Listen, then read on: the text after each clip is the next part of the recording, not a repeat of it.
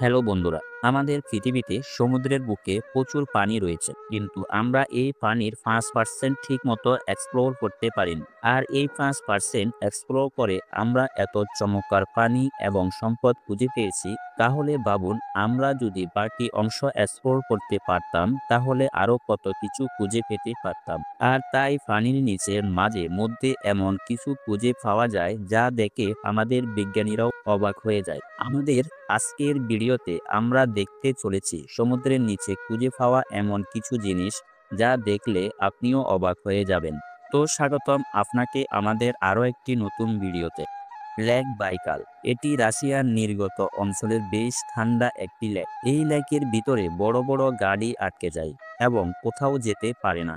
এই লেকের রাস্তাগুলো শীতকালে বোঝাই যায় না যে রাস্তা কোথায় আর লেক কোথায়। তাই মাঝে মধ্যে ড্রাইভাররা রাস্তা থেকে সরে এই লেকে নেমে পড়ে আর তাদের গাড়ি এখানে আটকে যায়। কিন্তু বরফের কারণে গাড়িগুলো ডুবে যায় না। জানা যায় এই লেকে আকাশ থেকে উল্কাপিণ্ড পড়েছে। ধারণা করা হয় এই লেকের কোনো ম্যাগনেটিক পাওয়ার আছে। এটি কোনো সাধারণ লেক নয়, এটি সব থেকে গভীর এবং সব থেকে পুরনো একটি লেক। আর পৃথিবীর ফ্রেশ পানির 22% এখানে রয়েছে। এটি 5,000 ফিট গভীর। এই লেকের পানিতে এখন পর্যন্ত 92টি গাড়ি, 18টি বোট, 55টি মোবাইল, 2টি মোটরসাইকেল, ট্রাক্টর, হেলিকপ্টার, এমনকি একটি প্লেনও রয়েছে। সেটা শুধু গত 15 বছরের মধ্যে লোকাল মানুষ এটাকে আন্ডার ওয়াটার সিমেট্রি বলে। আর নিচে থাকা যানবাহনগুলো তুলে আনা খুব জরুরি।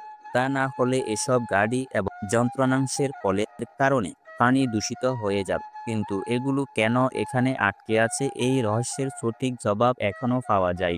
ডুবুরিরা যখন পানির গভীরে যায় তখন তারা কেবল নতুন কোনো সম্পদ বা পানির খুঁজে যায়। কিন্তু এক্ষেত্রে ডুবুরিরা যখন পানির গভীরে নেমেছিলেন তখন তারা মাছের কোনো প্রজাতি খুঁজে পাননি, বরং তারা পানির গভীরে শত শত মানুষের লাশ ও কঙ্কাল দেখতে পায়, যা দেখতে বেশ ভয়ঙ্কর।